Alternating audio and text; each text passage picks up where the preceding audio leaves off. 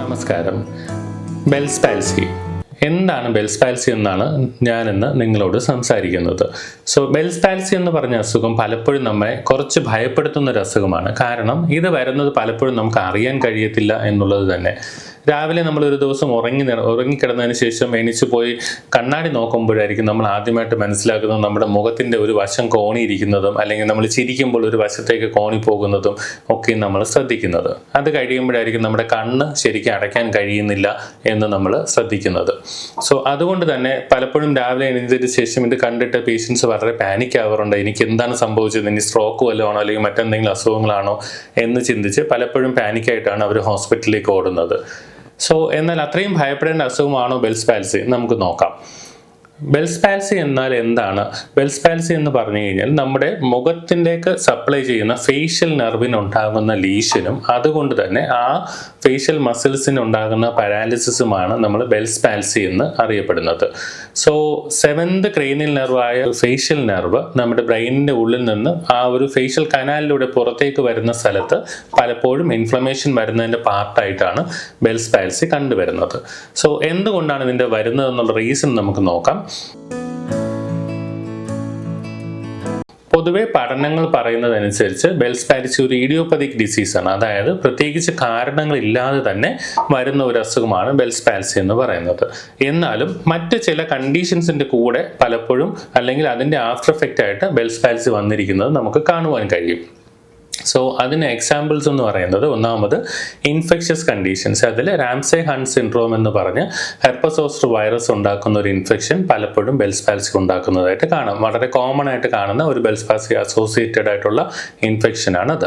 രണ്ടാമത് limes disease എന്ന് പറഞ്ഞ് എഗെയിൻ ഒരു ബാക്ടീരിയൽ ഇൻഫെക്ഷൻ പലപ്പോഴും ബെൽസ് പാൽസി ആയിട്ട് അസോസിയേറ്റ് ചെയ്ത് കണ്ടിട്ടുണ്ട്. ഇതുകൂടാതെ മറ്റ് തരത്തിലുള്ള പല വൈറൽ ഇൻഫെക്ഷൻസും ചിലപ്പോൾ ബെൽസ് പാൽസി ഉണ്ടാക്കാറുണ്ട്.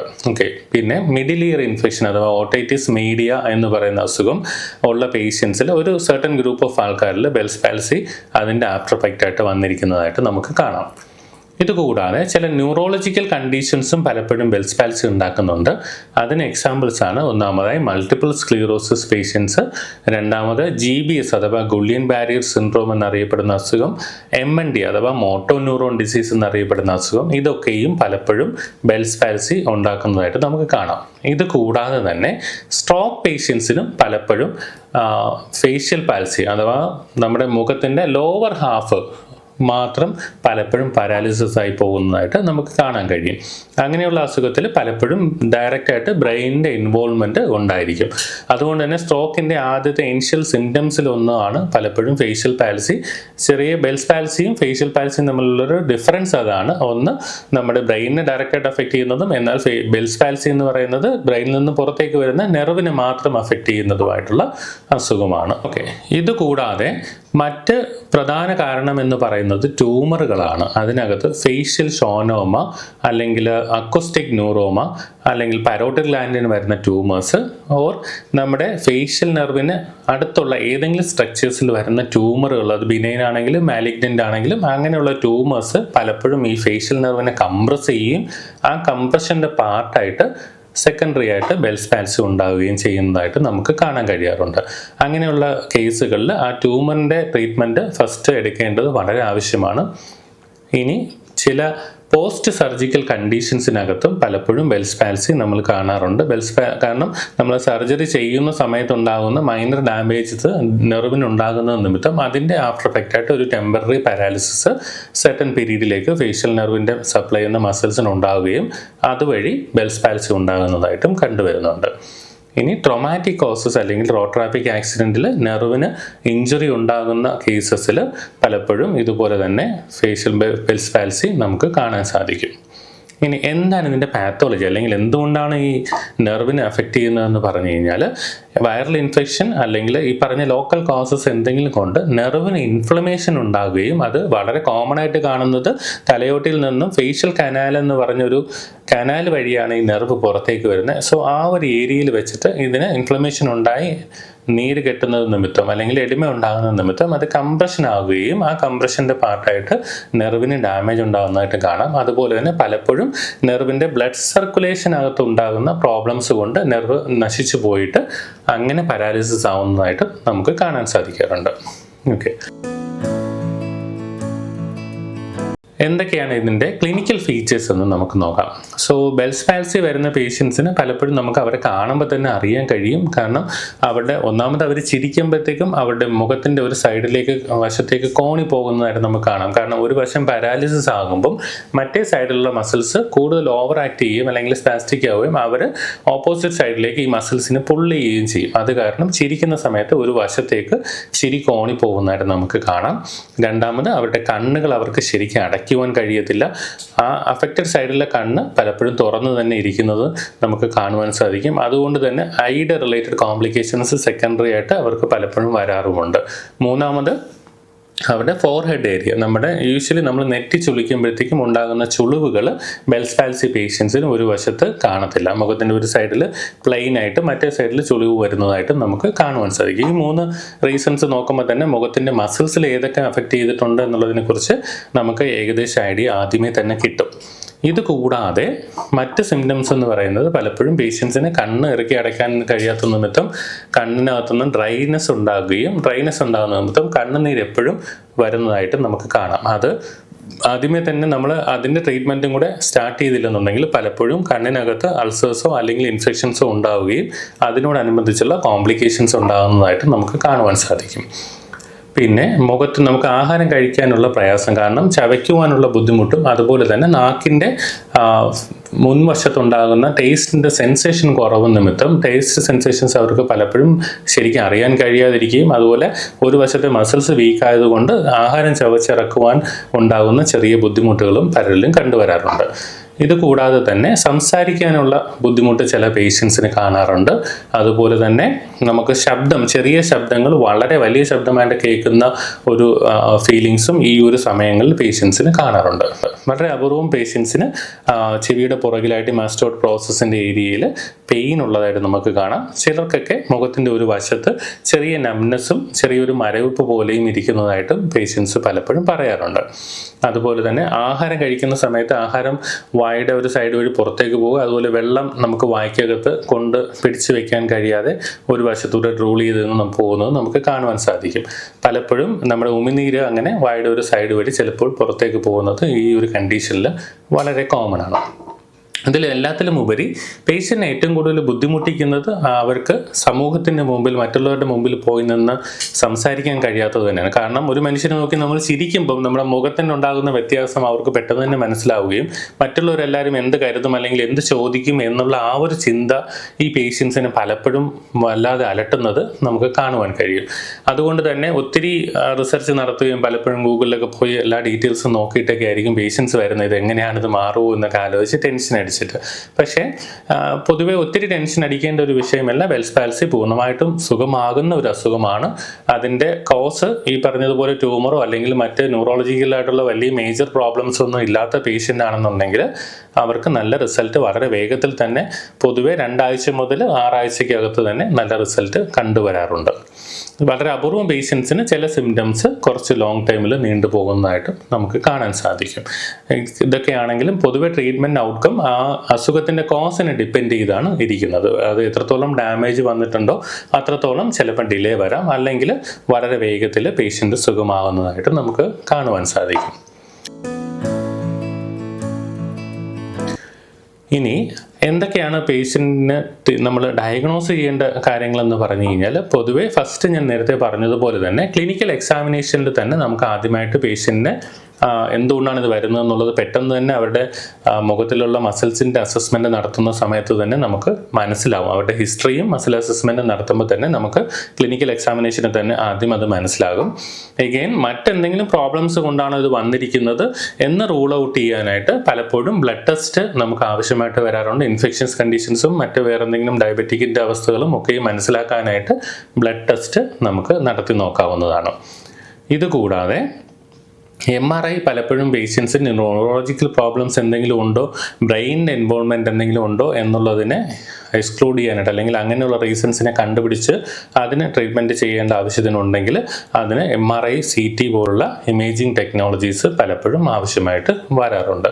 അപൂർവം കണ്ടീഷൻസിൽ നെർവ് കണ്ടക്ഷൻ സ്റ്റഡീസും അതുപോലെ തന്നെ ബ്രെയിനിൻ്റെ ഫങ്ഷൻസ് കൂടുതലായിട്ട് മനസ്സിലാക്കുകയും EEG സ്റ്റഡീസും ഒക്കെയും പലപ്പോഴും വേണ്ടി വരാറുണ്ട്.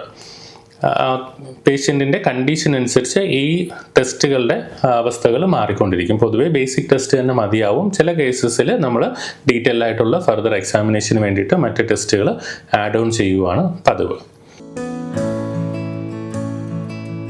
ബെൽസ് പാൽസി എങ്ങനെയുള്ള പേഷ്യൻസിനാണ് കൂടുതൽ വരുന്നത്, അല്ലെങ്കിൽ എങ്ങനെയുള്ള ആൾക്കാരിലാണ്, ആരൊക്കെയാണ് റിസ്ക് ഫാക്ടേഴ്സ് ആയിട്ടുള്ളത് എന്ന് നമുക്ക് നോക്കാം.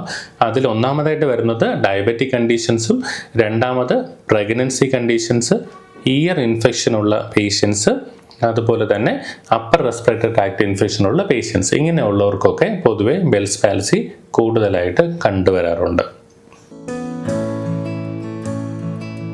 ബെൽസ് പാൽസിയുടെ മാനേജ്മെൻറ്റ് എന്തൊക്കെയെന്ന് നോക്കാം. മാനേജ്മെൻറ്റിൽ ഏറ്റവും പ്രധാനമായിട്ടുള്ളത് മെഡിക്കൽ മാനേജ്മെൻറ്റ് തന്നെയാണ്. അതായത് ആദ്യത്തെ 72 മണിക്കൂറിനകത്ത് ബെൽസ് പാൽസി ഐഡൻറ്റിഫൈ ചെയ്തതിന് ശേഷം എത്രയും പെട്ടെന്ന് തന്നെ കോർട്ടിക്കോസ്റ്റീറോയിഡ് മെഡിക്കേഷൻസും അതിനോടുകൂടെ ആൻറ്റിവൈറൽ മെഡിക്കേഷൻസുമാണ് പൊതുവെ ബെൽസ് പാൽസിക്ക് മെഡിക്കൽ മാനേജ്മെൻറ്റിൽ കൊടുക്കുന്നത്. സോ ഏർലി ആയിട്ട് കോർട്ടിക്കോസ്റ്റീറോയിഡ് കൊടുത്ത് അതിനോടുകൂടെ ആൻറ്റിവൈറൽ കോമ്പിനേഷൻ, അല്ലെങ്കിൽ ഡിപ്പെൻഡ്സ് അപ്പോൺ ദ കോസ് അനുസരിച്ച് ആ ട്രീറ്റ്മെൻറ്റ് കൊടുക്കുമ്പോൾ അതിനനുസരിച്ച് തന്നെ വളരെ വേഗത്തിൽ ബെൽസ് പാൽസി സബ്സൈഡ് ആവുന്നതായിട്ട് പൊതുവെ കണ്ടുവരാറുണ്ട്. ഇനി ബെൽസ് പാൽസിയുടെ സർജിക്കൽ മാനേജ്മെൻറ്റ് എന്ന് പറയുന്നത് ജനറലി ബെൽസ് പാൽസിക്ക് സർജിക്കൽ മാനേജ്മെൻറ്റ് വേണ്ടി വരാറില്ല. പിന്നെ നേരത്തെ നമ്മൾ ഡിസ്കസ് ചെയ്തതുപോലെ ചില ട്യൂമർ കണ്ടീഷൻസ് അല്ലെങ്കിൽ അഡ്ജസ്റ്റൻ്റ് ആയിട്ടുള്ള മറ്റ് സോഫ്റ്റ് ടിഷ്യൂ അല്ലെങ്കിൽ മറ്റ് പാത്തോളജീസ് എന്തെങ്കിലും ഉണ്ടെങ്കിൽ അതിൻ്റെ സർജിക്കൽ മാനേജ്മെൻറ്റ്, അതായത് നെർവ് കംപ്രഷൻ പ്രിവെൻറ്റ് ചെയ്യുന്നതിനുള്ള സർജിക്കൽ മാനേജ്മെൻറ്റുകൾ ചെയ്യുമ്പോഴത്തേക്കും അതും ബെൽസ് പാൽസിക്ക് പലപ്പോഴും നീഡഡ് ആയിട്ട് വരാറുണ്ട്.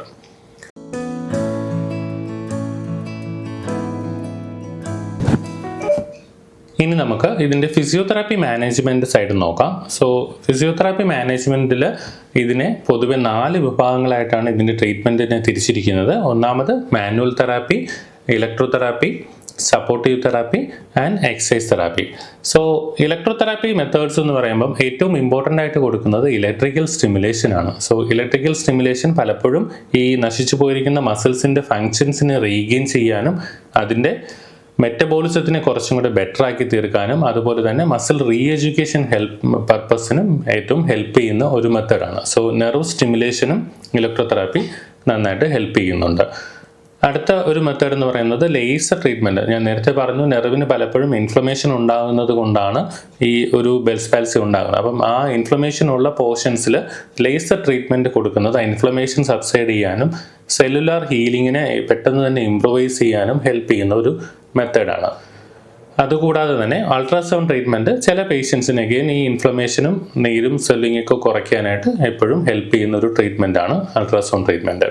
ഇലക്ട്രോതെറാപ്പിയിൽ മേജർലി ഈ 3 ഐറ്റംസാണ് നമ്മൾ കൂടുതലായിട്ട് ഉപയോഗിക്കുന്നത്. അടുത്തതായിട്ട് മാനുവൽ തെറാപ്പിയിൽ കൂടുതലും ഡിഫറെൻറ്റ് ടൈപ്സ് ഓഫ് നീഡിങ് മസാജസും അതുപോലെ തന്നെ നീഡിങ്, സ്ട്രോക്കിംഗ്, എഫ്ലോറാജ് ഇങ്ങനെയുള്ള different techniques of massage, facial massage കൊടുക്കുന്നത് ആ മസിൽസിൻ്റെ ഫങ്ഷൻസ് എത്രയും പെട്ടെന്ന് റീഗെയിൻ ചെയ്യാനും അതുപോലെ തന്നെ ബ്ലഡ് സർക്കുലേഷൻ ഇംപ്രൂവൈസ് ചെയ്യാനും സെൻസറി ഓപ്ഷൻസ് ഇംപ്രൂവൈസ് ചെയ്യാനും എല്ലാം വളരെയധികം ഹെൽപ്പ് ചെയ്യുന്ന ട്രീറ്റ്മെൻറ്റ് മൊഡാലിറ്റീസാണ്. ഇനി സപ്പോർട്ടീവ് മെഷേഴ്സ് എന്ന് പറയുമ്പോൾ പലപ്പോഴും കൈനസിയോ ടേപ്പിംഗ് എന്ന് പറഞ്ഞ ടേപ്പിംഗ് മെത്തഡോളജി നമ്മൾ ഈ നേരത്തെ പറഞ്ഞതുപോലെ മുഖത്തിൻ്റെ ഒരു സൈഡും കോണി പോകുന്നതും അതുപോലെ മസിൽസിൻ്റെ അസിസ്റ്റൻസിനും റെസിസ്റ്റൻസിനുമായിട്ട് പലപ്പോഴും ടേപ്പിംഗ് ഡിഫറെൻറ്റ് മെത്തഡോളജിയിൽ നമ്മൾ യൂസ് ചെയ്യാറുണ്ട്. അത് മസിൽ ഫങ്ഷൻസിനെ എത്രയും പെട്ടെന്ന് റീഗെയിൻ ചെയ്യാനും അതുപോലെ തന്നെ മസിൽസിൻ്റെ ഡിഫോമിറ്റീസ് അല്ലെങ്കിൽ അതിൻ്റെ സ്ട്രക്ചറൽ ചേഞ്ചസിന് പ്രിവെൻറ്റ് ചെയ്യാനും നമുക്ക് ഹെൽപ്പ് ചെയ്യുന്നൊരു കാര്യമാണ് കൈനസിയോ ടേപ്പിംഗ്. അതുപോലെ തന്നെ സ്പ്ലിൻറ്റിങ് പലപ്പോഴും നമുക്ക് ഫേസിൻ്റെ ഡീവിയേഷനെ പ്രിവെൻറ്റ് ചെയ്യാനായിട്ട് സ്പ്ലിൻറ്റിങ് കൊടുക്കുന്നത് ഹെൽപ്ഫുള്ളാണ്.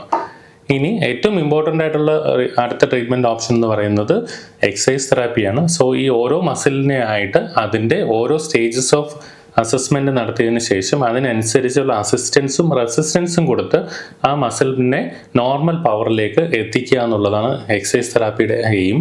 അത് ക്ലിനിക്കലായിട്ട് തന്നെ ക്ലിനിക്കിലിരുന്നിട്ടുള്ള നമ്മൾ ഒത്തിരി എക്സസൈസസ് പേഷ്യൻസിനെ ചെയ്യിപ്പിക്കാറുണ്ട്.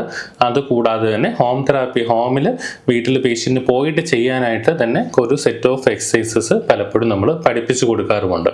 സോ ആ പേഷ്യൻ്റ് എത്രത്തോളം അതിനെ പിന്തുടരുന്നു എന്നുള്ളതനുസരിച്ചിരിക്കും അവർക്ക് എത്രയും പെട്ടെന്ന് റിക്കവറി കിട്ടുന്നത് എന്ന് നമുക്ക് കാണുവാൻ കഴിയും. സോ എക്സസൈസസ് ഇതിനകത്ത് വളരെ മുഖ്യമായിട്ടുള്ള ഒരു കാര്യമാണ്. ബെൽസ് പാൽസിയുടെ എക്സസൈസിനെ കുറിച്ച് അടുത്തൊരു വീഡിയോയിൽ ഞാൻ നിങ്ങൾക്ക് ഡീറ്റെയിൽ ആയിട്ട് അതിനെക്കുറിച്ച് ഓരോന്ന് കാണിച്ചു തരാം. അപ്പം പേഷ്യൻസ് ആയിട്ടുള്ളവരാണെങ്കിൽ നിങ്ങൾക്ക് അത് പലപ്പോഴും ഉപയോഗപ്പെടുന്നതായിരിക്കും. ബെൽസ് പാൽസി പേഷ്യൻസിൽ ഏറ്റവും കൂടുതൽ ശ്രദ്ധിക്കേണ്ട അടുത്തൊരു കാര്യം എന്ന് പറയുന്നത് അവരുടെ കണ്ണുകളാണ്. കാരണം കണ്ണ് ആ ബെൽസ് പാൽസി വന്ന തുടക്കത്തിലുള്ള ദിവസങ്ങളിൽ അടയ്ക്കാൻ കഴിയാതെ പലപ്പോഴും ഉറങ്ങുമ്പോഴും കണ്ണ് തുറന്നിരിക്കുന്നത് നമ്മൾ കാണാറുണ്ട്.